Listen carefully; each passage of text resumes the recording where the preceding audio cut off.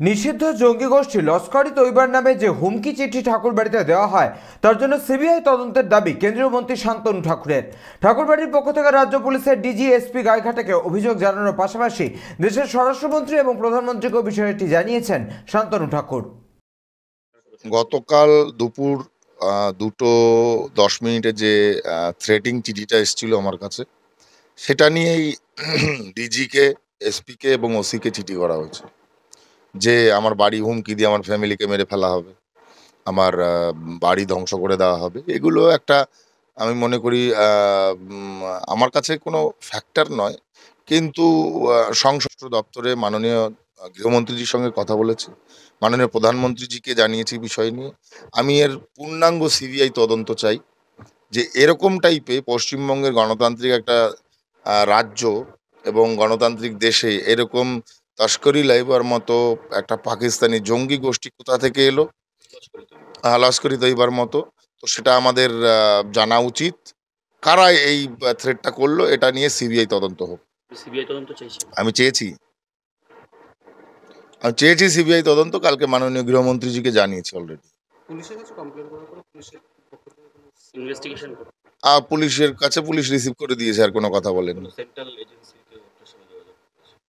আমি স্বরাষ্ট্র মন্ত্রী মাননীয় না এখন অব্দি হয়নি, ইসেরা এসছে, অনেক যারা আইবির আছে তারা অনেকেই বলেছে থ্রেট আছে। এই সমস্ত কান্নাকাটি করে কোনো কাজ হবে না।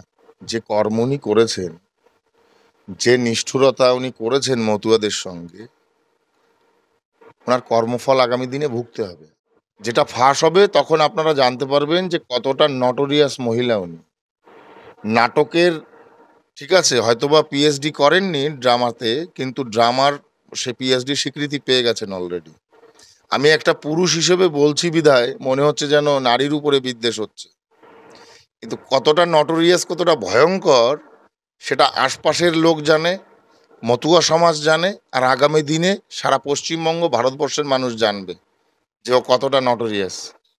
অ্যাপ্রিসিয়েট করছি তাতে যে তৃণমূল তাকে রাজ্যসভার সাংসদ হিসেবে পাঠিয়েছেন, দ্যাটস গুড।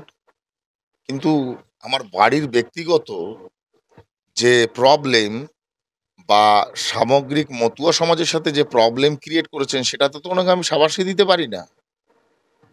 সেটা তো আমার বলতেই হবে যে অনৈতিক কাজ, অনিয়ম, অযৌক্তিক কাজ, দিনের পর দিন মতুয়াদের সঙ্গে মতুয়া সম্প্রদায়ের মানুষদের কেস দেওয়া, এই বিষয়গুলো, বাড়ির জমি সম্পত্তি আলাদা করে লিখিয়ে নেওয়া, কনস্পিরেসি করা, আমি যদি এখন শুরু করি শেষ হবে না।